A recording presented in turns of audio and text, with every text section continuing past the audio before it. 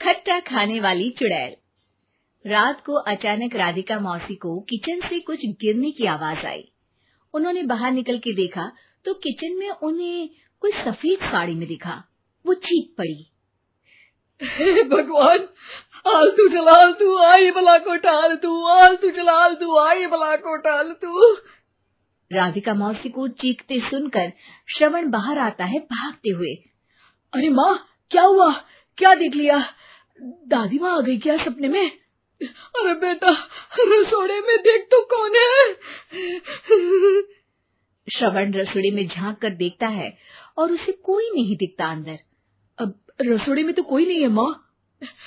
कोई सफेद साड़ी में नहीं है क्या? नहीं माँ, कोई भी नहीं है।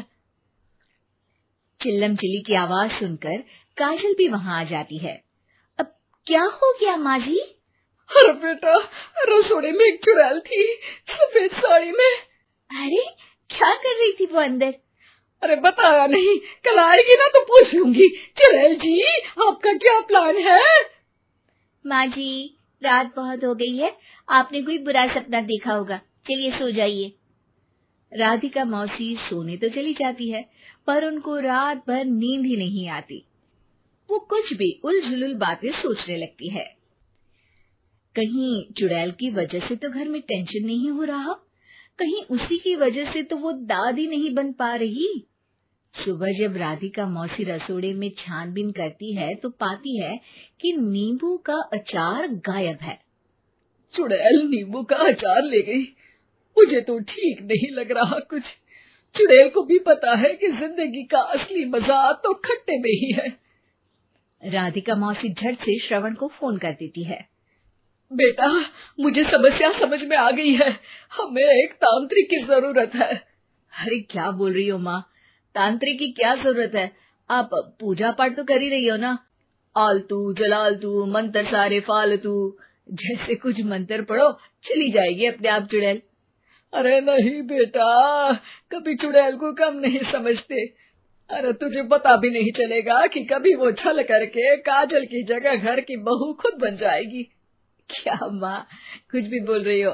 कहाँ काजल और कहाँ चुड़ैल? वैसे एक बात बताओ, काजल को अगर गाने के लिए बोल देना तो चुड़ैल काजल की आवाज सुनकर घर तो क्या, धरती लोग छोड़कर चली जाएगी। तुम ना पढ़े लिखे बच्चे हर चीज को मजाक समझते हो। तुम रहने दो, मैं खुद ही तांत्रिक को बुला लेती हूँ। अच्छा सुन, शाम को इमली लेके आना। क्या है कि चटनी खाए बहुत दिन हो गए है ना? नहीं माँ, इमली तांत्रिक से ही मंगवा लो ना, आटा वगैरह भी उसी से पिसवा लेना। देखो मुझे काम करना है। श्रवण रात को कई तरह की सब्जियों के साथ माँ के कहने पे चटनी के लिए इमली भी ले आया था, लेकिन राधिका मौसी के दिमाग में अलग ही फिल्म चल रही थी। उन्हें अब सिर्फ शक ही नहीं यकीन होने लगा था कि शायद चुड़ैल ने श्रवण पर अपना जाल बिछा दिया था, जिस वजह से श्रवण उनकी बात ही नहीं मान रहा था। पर कोई नहीं, आने वाली रात में राधिका मौसी खुद तैयार हो गई चुड़ैल को पकड़ने के लिए। रुद्राक्ष की माला, तुलसी का पत्ता, हनुमान चालीसा सब हाथ के पास ही था, बस चुड़ैल का इंतजार था। और जैसा राधिका मौसी ने सोचा था वैसा ही हुआ। वो चुड़ैल उस रात भी आई, पर वो राधिका मौसी से तेज निकली और राधिका मौसी के उससे पकड़ने के पहले ही वो भाग खड़ी हुई। जरूर बहू पे साया है उस चुड़ैल का, तभी तो श्रवण के कमरे में गई है। और अगली सुबह राधिका मौसी पिछली रात हुए हमले में किन चीजों का नुकसान हुआ उसका हिसाब लगा रही थी। उनके खेमे से एक आम के अचार की शीशी भी गायब हो चुकी थी और वो इमली भी जो कल श्रवण लेकर आया था। राधिका मौसी इस बारे में सोच ही रही थी कि श्रवण जल्दी से रसोड़े में आकर दवाइयों की पोटली ढूंढने लगता है। अरे बेटा, क्या हो गया? अब माँ, वो काजल की तबीयत खराब है, बहुत घबराहट हो रही है उसे। हे भगवान, मैंने पहले ही कहा था कि तांत्रिक को बुला लेते हैं, पर नहीं। अब देखो, उस चुड़ैल ने काजल को अपने वश में करना शुरू भी कर दिया है। हालांकि श्रवण भूतों में विश्वास नहीं करता था, पर अब वो भी डर जाता है। और राजी हो जाता है एक तांत्रिक को बुलाने के लिए। कुछ ही घंटों में तांत्रिक आ जाते हैं और राधिका मौसी तांत्रिक जी को सब बता देती है। घोर संकट, घनघोर संकट, चुड़ैल को मारू जोर चाकट, ओम भट स्वाहा खटखा के आहा। अरे ये क्या मंत्र है? मेरे खुद के ओरिजिनल मंत्र है, कल रात को ही लिखे हैं, अच्छे लगे तो दाद चाहूंगा। एक और मंत्र सुनो। अर्ज किया है आब्राकडाब्रा, दिल्ली बम्बई आगरा, चंदा मामा सोवरले सुरन मामू जारा। ये मंत्र है? अरे कोई 40 वालीसा पढ़ो ना। वक्त कम है, 40 नहीं पड़ेंगे, 20-25 में काम चलाना पड़ेगा। अलग निरंजन जाके लंदन, मुफ्त का मंजान घिस मेरे नंदन। अरे जल्दी करो तांत्रिक जी, जल्दी करो।